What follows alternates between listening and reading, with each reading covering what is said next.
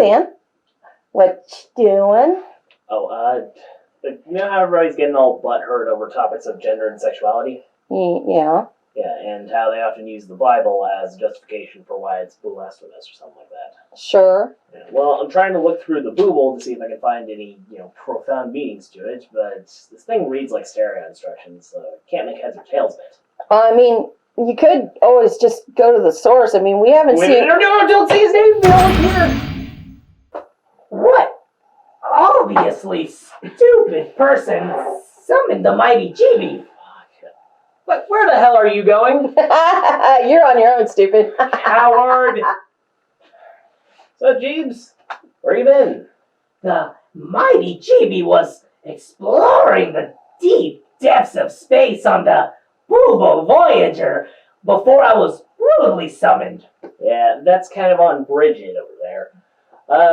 I'm trying to put together something educational on gender and sexuality for the show, and I'm running a bit low on Google-based wisdom here. Could you help brother out? You seek the wisdom of the mighty Chibi. Yeah. Ask and you shall receive. Okay, I guess a good place to start is, what are your pronouns, G? Pronouns? Yeah, like, are you a man, a woman, in between, none of it? I am the mighty Chibi. No, but like, what gender do you identify as? I identify as the mighty Chibi, No. stupid. No, like, what's in your pants, that sort of thing. Eyes are up here. Keep your filthy mind in your pants. Yeah, that was a little bit inappropriate, but, sorry. Chibi does not conform to the foolish mortal gender standards. Yeah, well, that's kind of why I need your help here. So, I want a higher power's second opinion on the matter of gender and sexuality. Fine. It matters not what is in your pants, but what is in your soul. Wow, that's actually rather profound and wholesome. Wow, G. As the Booble states, if there is a hole, there is a goal. And there it is. Okay, GB Crisco, everybody. Let's just get the show on the road. GB out. Ugh. Smells like onions and ass every time. Recorded in front of a live studio audience with a real live host in Round Rock, Texas. It's the What's Update with Xander IMDb. Season 5. Not made by robots.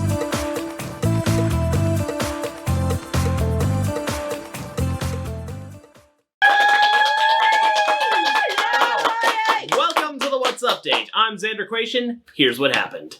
As we roll full tilt into spring, graduation season is upon us. Quick tip for locals, when you invite relatives to your University of Texas at Austin graduation, make sure they speak English. After Texas Governor Greg Wheelie and the MAGA Bunch Abbott signed SB17, a law banning diversity, equity, and inclusion programs in higher education last year, minority students learned that cultural programs like the Latinx graduation program, which is done in both English and Spanish, will no longer receive funding. Assholes. Brown and black students also found that UT will no longer be allowed to sponsor students to attend events like the Big 12 Conference on Black Student Government. You know, I'm really looking forward to the day when Greg Abbott's Klan robes get caught in his spokes and he makes a very entertaining, painful, and hopefully permanent exit from politics. Let me tell y'all, that shit's gonna be my motherfucking screensaver. It'll be the upgrade of that Paul Rudd clip that Conan. Back at me. You smacking me. A classic. Okay. In other collegiate adjacent news, Harvard University removed a book from their campus library after much deliberation on its immoral nature. Relax, they aren't banning LGBTQ plus books like public schools. They're just removing one bound in human skin. No. The book in question is called De Destinée de l'Âme, or On the Destiny of the Soul, by 19th century French novelist and poet Arsène Houssaye. It is a treatise on the nature of mankind and the human soul, and was frequently used for interesting show and tells and freshman hazing rituals due to its creepy coverings. Okay, we've joked before about ancient tablets and long-forgotten scrolls, but seriously, on the good name of GB Crisco above, Don't read that shit aloud! Like, where'd you even find that thing? La Cabane dans la Forêt? The last time we saw a show and tell sing-along with a human skin-bound book, it cost a guy an arm and a girlfriend. Look, I know the optics are bad, but this is one book that should be burned, salted, and buried in a cold iron casket. Yeah. Seriously, do not open that shit. Because GB won't be there to save you. Oh, no. Well, he probably wouldn't have been there anyway. That's He's true. notoriously flaky. In our continuing segment, is it Antichristy enough for you yet? Donald Trump is taking blasphemy to a whole new level by selling God Bless the USA Bibles. The $60 Bibles also contain the U.S. Constitution, the Bill of Rights, the Pledge of Allegiance, the Declaration of Independence, and copies of Lee Greenwood's handwritten lyrics to his jingoistic anthem, God Bless the USA. Who is? It uses the King James translation of the Bible, which, in addition to being pretty misogynistic, is, more importantly, in the public domain. Reports say that adding Trump's name to the book raised the price by $10 from what Greenwood was charging before Don Pourleon got involved. Render unto sleazer, am I right? It's definitely sleazy. FYI, there's a disclaimer that the pages sticking together is normal and nothing to worry about. Maybe we should ask Stormy Daniels about that at Trump's upcoming New York criminal hush money election interference trial. Yeah. Now, since we're talking about people who should be in prison, California police were recently told to stop putting images of Lego heads over mugshots. The Murrieta, California Police Department said that they had placed images of yellow Lego heads or emojis over subjects or suspects' faces to comply with a new California law prohibiting showing mugshots on social media. As you can imagine, Lego wasn't amused, and according to Lieutenant Jeremy Durant, quote, respectfully asked us to refrain from using their intellectual property in our social media content, which, of course, we understand and will comply with. Of course, since the police are involved, non-compliance could lead to getting the Lego taser. I guess you could just cover their faces with old DJ T's mugshot. He seems really proud of it. Massachusetts police are celebrating a robot dog that potentially saved countless lives. On March 6th, the Massachusetts State Police Bomb Squad was called to a house in Barnstable after officers were fired upon. A robot dog named Roscoe, developed by Boston Dynamics to remotely enter dangerous areas for recon, investigation, and, when the need arises, defusing explosives, was sent in. Roscoe cleared 2 floors before investigating the basement, wherein the perpetrator knocked Roscoe down and shot the computerized canine 3 times, disabling communication with the officers. The perp was arrested, and Roscoe was sent back to Boston Dynamics for repairs, while a new robot fills its place. Never forget, Roscoe is a good bot. Who's a good bot? Who's a good bot? Who's a good bot? Roscoe's a good bot. Such a good bot. Such a good bot. So who's a good bot? Alright, now, from good boys to dirty rats, the 2-year-long litigation conflict between Disney and the Central Florida Tourism Oversight District has finally come to a close. The House of Mouse agreed to settle for a new plan from the DeSantis-appointed board to finally end legal proceedings that created bad press for both parties. Richard Fogelsong, a professor emeritus from Rollins College, described the settlement as, quote, both sides calling uncle. Now, this is Florida, so in all likelihood, DeSantis was calling for Uncle Brother, and Disney was calling for Uncle Remus. Oh. Yep, we're going there. And we don't even have the racism warning title card. You gonna say that with a R? Yes. Okay. While we're on the subject of inbred stereotypes, Kentucky Republicans passed a bill to remove the power of the Democratic governor to fill a Senate vacancy. This is a move to treat Senate vacancies like a potential Mitch McConnell retirement. Boo hiss. The same as congressional or legislative vacancies, and calls for a special election instead. The GOP supermajority is 34-3 and could easily vote to override if Governor Andy Beshear decides to veto the law. In the words of the 21st century philosopher Shorzy, if you can't win, don't play.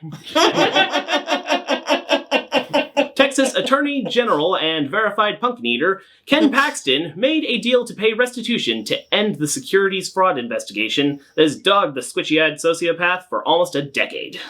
In addition to paying $300,000, he will also perform 100 hours of community service and 15 hours of legal ethics education.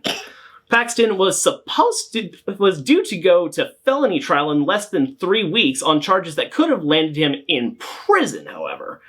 Reports say that Paxton rarely spoke during the hearing and avoided reporters by leaving the court through a back door. Funny. I hope that was how his new cellmate would enter.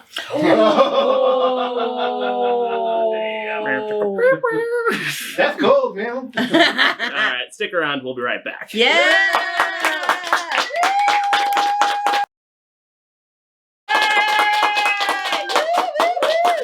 Welcome back, everybody.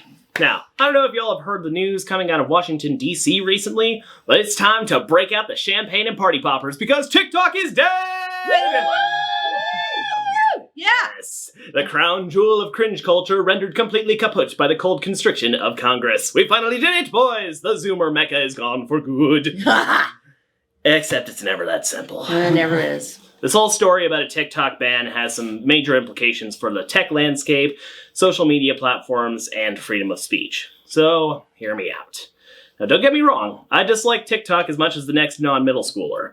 Sincerely, if I have to sit through one more dumbass preteen recording a trendy dance routine to some shit about skibbity toilet or whatever in the middle of the grocery store aisle, I'm grabbing a crowbar to introduce them to the Jason Todd experience. Oh, that Joker. Most of TikTok, its content creators, and certainly its audience are annoying as all hell. If there was a quick and easy way of making all that noise disappear for good, I'd take it for the greater good of humanity. The greater good.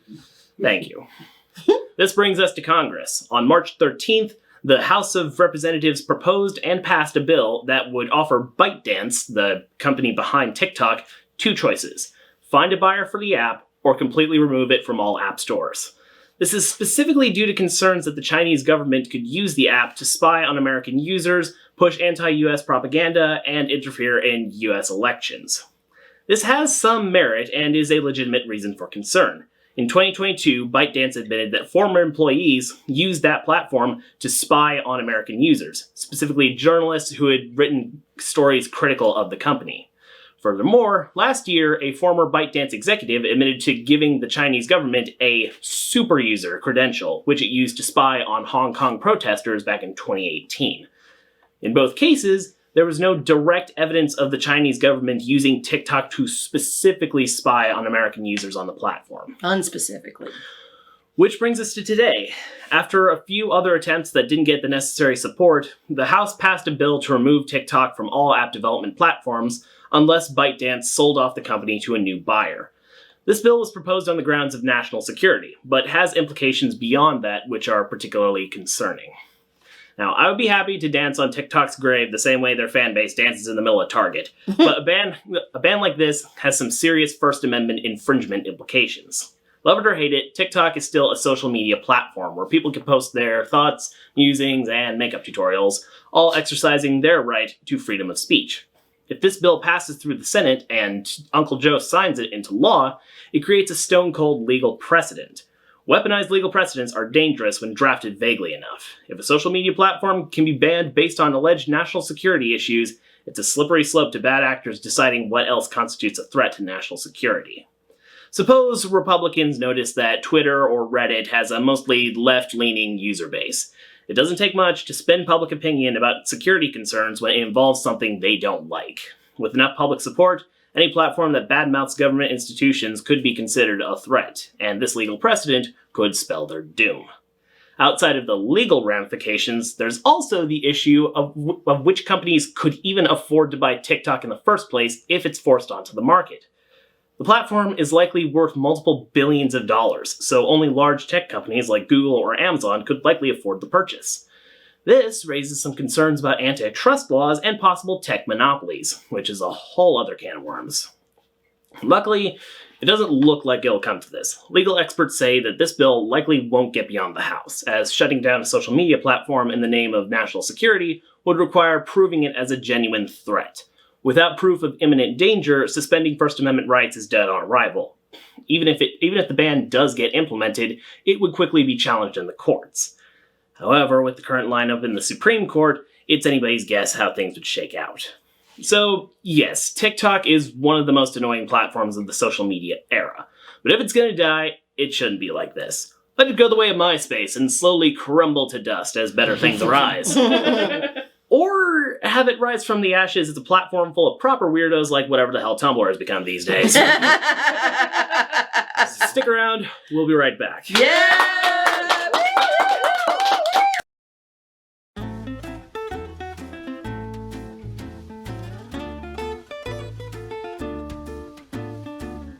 Where the hell do you think you're going? Suck it, asshole. You're on your own. You're on your own, dipshit. I'm out of here. The mighty GB was exploring. we could take it from the The mighty GB was exploring the deep depths of space. Fuckers. Mighty GB. I didn't even smile on that one! Ah, you seek the wisdom of the mighty GB. I think like a minor slur and he collapses. You seek the wisdom.